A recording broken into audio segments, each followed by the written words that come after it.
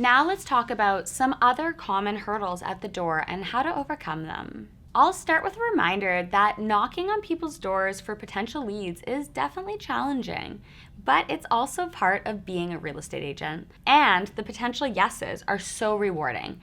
The greater the risk, the greater the reward. In this case, profits.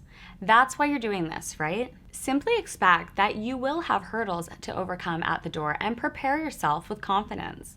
Trust me when I tell you that you'll have a greater rate of winning when you have unwavering confidence at the door. Knock on those doors with something prepared for any response they give you. Here are the most common responses you'll get at the door and how I suggest you respond to them.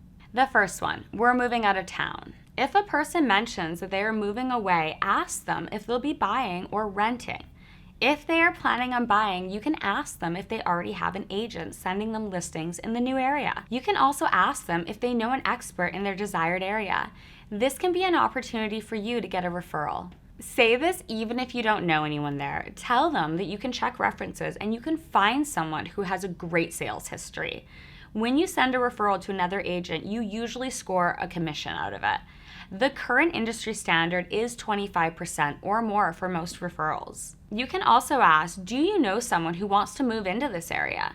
This may lead to a trust-building conversation. You'll be able to talk about the community and what you know about it. These responses might seem basic, but they'll help increase the person's trust in your ability as an agent. You'll build connections even when you get no's, and those connections will serve you in your long run. You may even get referral business out of it all. Another common response, we're not moving anytime soon. If someone says they're not moving, that's fine, and note it. However, you do not need to end the interaction there. Casually note that you'll occasionally drop off area information for them anyways. Add something like, it's always good to keep up on the market. Or you could say, it's really great to keep an eye on what's going on with your neighbors' properties. Say it like a statement, not a question. This way, you're not giving them an opportunity to say no. If they really don't want the info, they'll still object. Most people, however, will let you drop it off. When you do drop off material, just leave it with them and say, have a great day. There's no need to try to engage with them every time. You can add this house to your long-term nurture game.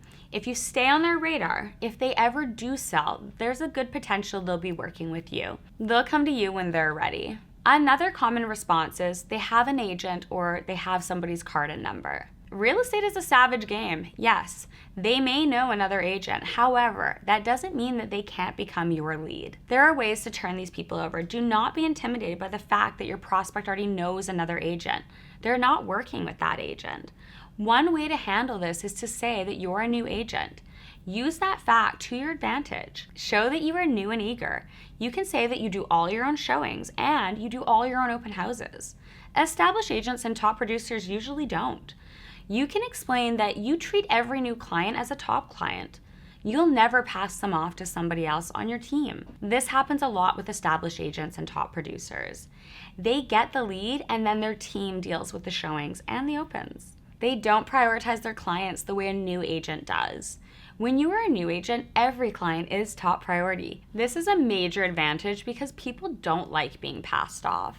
Don't mention other agents by name. Just explain that you do all of your showings. Be very careful with your wording. Simply suggest that others don't always do their own showings. You 100% cannot slander another agent or say something you don't know to be 100% true.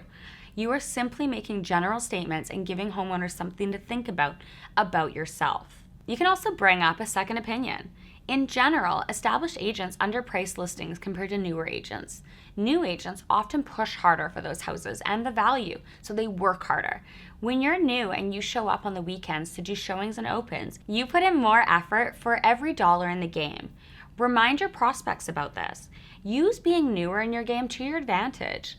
Tell them you won't leave any dollars on the table. If they still seem like they might be leaning towards another agent, close on a positive note. Say, that's great, I can appreciate your loyalty. It's a quality that I respect in people. Another common response is that they have a friend who is an agent. I usually handle this by saying, I don't meet too many people that are comfortable with sharing their financial information with their friends.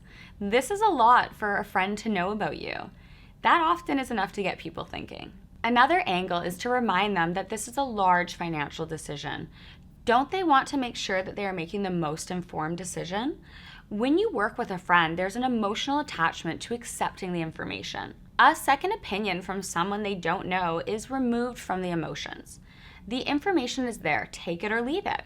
The listing price and market value is objective when it isn't coming from your friend. You can add that you always seek experts outside of your personal sphere when you're making big financial decisions. Selling a house is a big move. They want to make sure that they're making decisions that support their best interests. It's about more than loyalty to a friend. It goes back to my earlier points about separating your real estate business from your personal life. Ideally, your client should want to do this too. Remind them to value their homes as important assets when making these big decisions. Homes are usually someone's largest asset. Say something like, I'm sure you want to make a fully informed decision about your largest asset. This plants the seed that they may want to talk to you after all. They wouldn't want to make any wrong moves in their game that could hurt them later.